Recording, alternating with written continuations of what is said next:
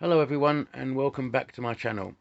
I wanted to start this post by showing you a drawing. So this is the Halo Starship, the Spirit of Fire, and I want you to just point out to you these mandibles at the front. Now, when I first looked at this drawing, the mandibles sort of like shouted out at me, "I've seen these things before. I know what they are." And of course, what they are Nerf guns. It's pretty obvious. And as I said in my last posting, what came first, the Nerf gun or the Starship design? And I don't know. I'm convinced, that Nerf copied elements of this Halo ship in their design, and that's why you can see it on my design for the Spirit event for the Pillar of Vengeance Starship. The same Nerf design comes out, which was in the Halo ship. So, taking that ship as a springboard, I decided to completely jump off and do my own version of this Spirit of Fire Halo ship because it's so obvious. And here it is.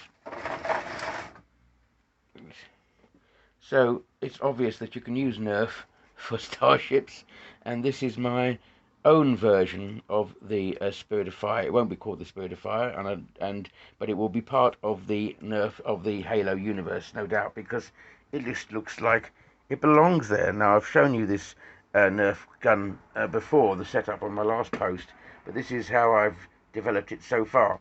So as you can see, the mandibles at the front, they have been separated by some bits and pieces here, and then moving on to the back. Now the engines, I think, are going to come off on port and starboard rather than underneath. But I might change that. I will see. What I've got there, because as regards to the engines, I've got these things here. I've got another one which looks just like it, except it's broken up at the moment, so I'm going to have to put it together. But yeah, so these are the engines, I think, are going to be the engines, and they could be attached to this thing here, and then that will fit onto the side of the ship at the back. And the reason I'm doing it like that is because, as you can see in the actual design, the engines come off from both sides. Now I don't like that bit underneath, so I probably won't have that bit there. And I think that bit at the top here is also a little bit bland, so I want to build up some kind of bridge section there. And towards that end, I've got this piece here, which I will probably use to sort of stick onto the ship to give it some kind of bridge section.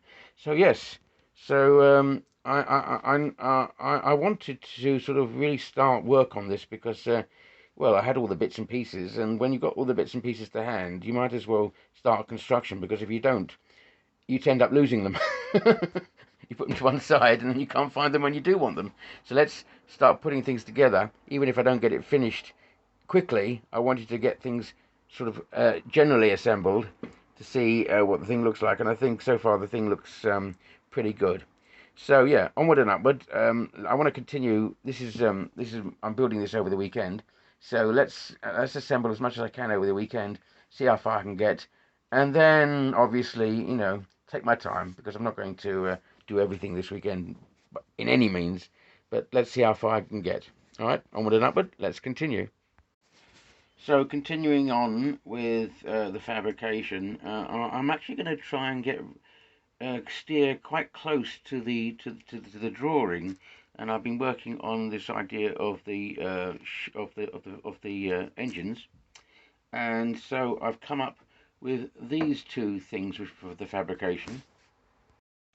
So I've fabricated these two engine mounts, and I think this is the front end, which obviously I'm going to be building stuff forward for the front, but the engine itself will be these bits here, and I'm now going to try and decipher where at the back I put them.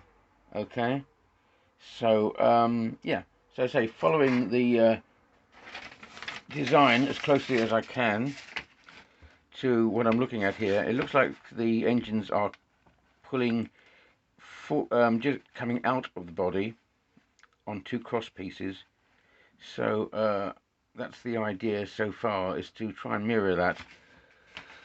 And I'll stick the engines on, and then I've got this long bit here. This is going to prove to be an issue because I don't like it, this long bit along here, and I'm going to see what else I can think of that would substitute for that bit there. But anyway, let's go back to the engines, and yeah, I'll get those engines on and see what I'm looking at. But the whole thing is still coming along, and we'll see how far we get. Okay, onward and upward. Okay, so the I'll just move the light a bit. So the engines are in place, and again the overall shape is looking what I wanted. If we compare it to the original, if we can get both of them in focus, so you see there you are. That's the engines are there, and yeah, as I say, it's not going to be an all-out copy. I don't want it to be an all-out copy. I want to do my own version, but by comparing the two, we're getting there. Whoops. Yeah, we're getting there. I think it's going to look, as I say, as if it belongs in the same universe. And I'll have to get a colour photograph of the ship to give myself a bit more detail about what the colour scheme is. But yeah, it's beginning to pop a bit on the overall functionality of the design. On the back it looks okay. What I need to now work out, because the picture doesn't really show me what's going on from the back, so I need to work out what I'm going to do along the top here, and then underneath as well, on that bit as well. And I don't like this here. Obviously this looks a bit ugly. I need to work out what I'm going to do to improve that shape there. But of course these are all long-term things. I think the overall shape is the shape I wanted. So onward and upward. I'll continue along for a bit more this weekend. See how much further I can develop it before the end of the weekend.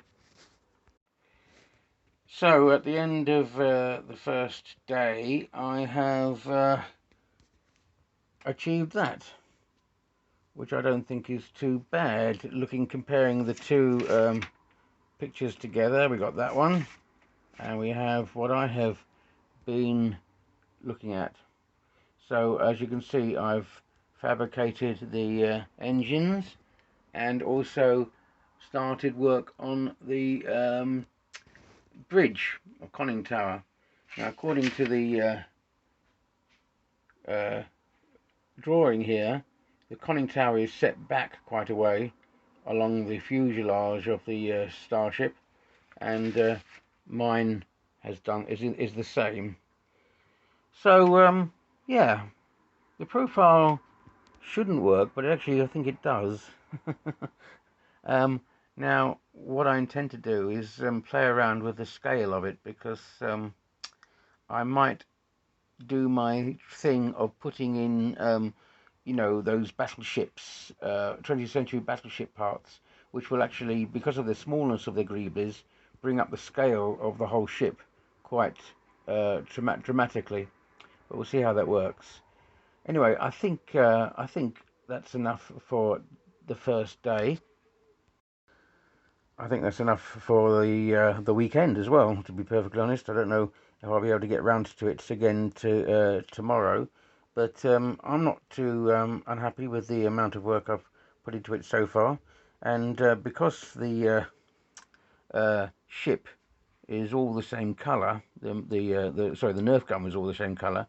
I'm able to look. I'm able to see the ship in a better sort of condition than if all the greeblers were in different colours. I wouldn't be able to quite see what I'm looking at. But yeah, I think I think I'm quite happy with that actually. It still looks very rough, of course, and between now and the finish point, things could change drastically, as they always do. But no, I'm hopefully optimistic that I've got off to a good start on this machine, on this ship. But I think I've got as far as I can go with it now, so I'll leave it for now, and I'll catch you on the next one. So thanks everyone for watching, and I'll post again very soon. Thank you guys. Give me a thumbs up if you can, give me a like if you can, and I'll see you on the next one. Bye now.